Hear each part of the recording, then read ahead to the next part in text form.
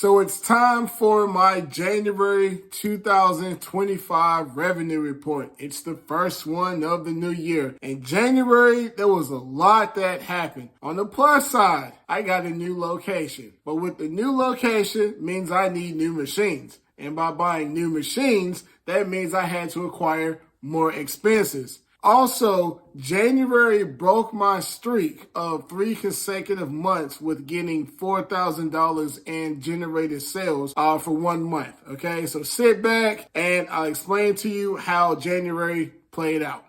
This one for all of y'all and y'all and y'all and y'all and y'all and y'all.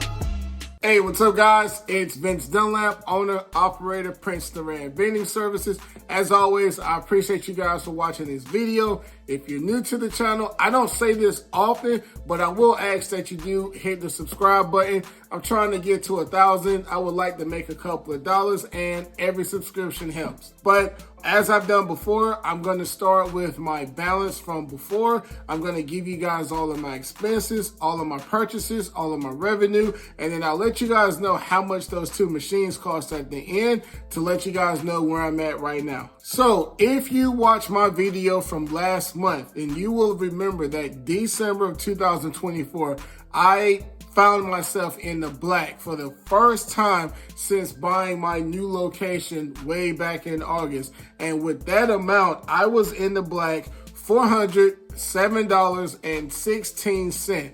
So that's my starting point for 2025. As always, next up is my QGN. My QGN is $116.09. And then I had to pay sales and use tax for the month of December. All right, we always pay them 1 month in arrears, I think is the right word for that. And my sales and use tax for the month of December was $305.22. So next up will be my credit card purchases for all of my snacks and all of my drinks, okay? So for Walmart, I spent a total of $365 in the month of January. From Amazon, I spent a total of $167.56. And from Sam's Club, I spent a whopping $1,313.02. And when you add them all together, you get a total of $1,845.58.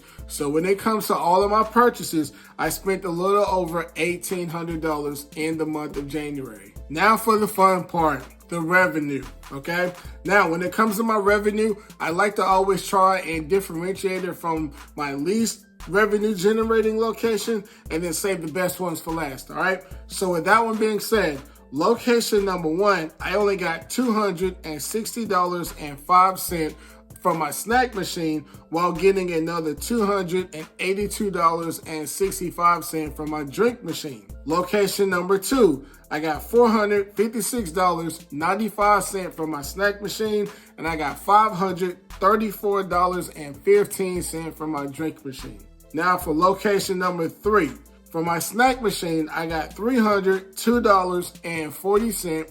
And then for my drink machine, I got $694.95. And for my 4th and final location, I got $380.45 from my snack machine, and I got a whopping $862.20 from my drink machine. So my drink machine at one location did better than one of my locations with both of their machines combined. And when you add all 4 locations up for the month of January, I got a total of $3,773.80. Now, like I was saying at the beginning of the video, January broke a 3-month streak of $4,000 in generated sales each month. And I missed that by $226.20. Considering that it's the cold months, and I've always said that sales slow down during the cold months, that's actually not pretty bad. To only miss it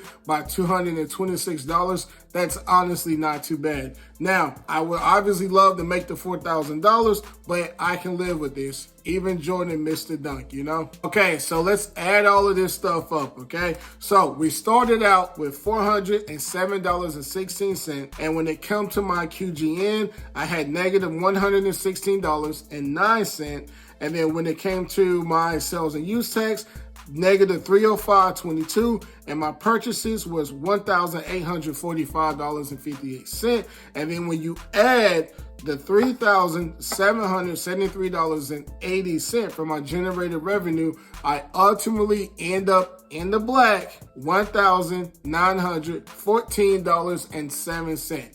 And if you remember my video from a month ago, I was very happy because I said from now on out, everything that we do is profit. So it's just going to continue to grow. So at the end of December, I was at $407.16. Now at the end of January, I'm up $1,914.07. So that is a pretty huge jump from one month to the next. However, like I said before, I got a new location, and with the new location comes 2 more vending machines. Now, I found this location through a vending locator service, okay? A colleague of mine who's in the business, he saw it was in my area. He sent it to me. I checked it out. I said, you know what? I think I want that location. And because I found it on the vending locator site, there's a listing fee that you have to pay. That listing fee was $1,000, which I'm not too happy about, but they got what I need, so I kind of have to pay what they want. Now, I won't get into the details of everything that I added to my vending machine.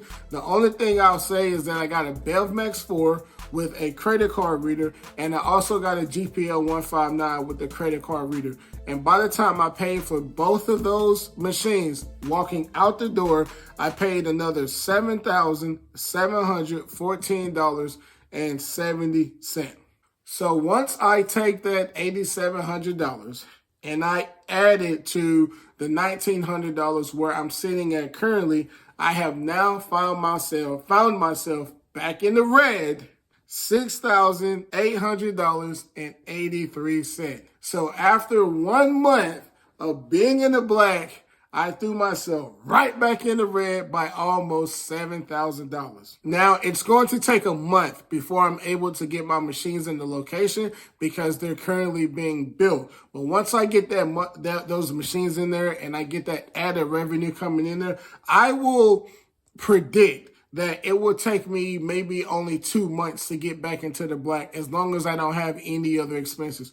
Once I got that first location, it took me about 4 months to get into the black. So with an added location equals added revenue, I'm assuming that it'll take maybe 2-3 months at the most to get back into the black, okay? But that's it for this video. As always, I appreciate you guys for watching, and I'll see you real soon. This one for all of y'all and y'all.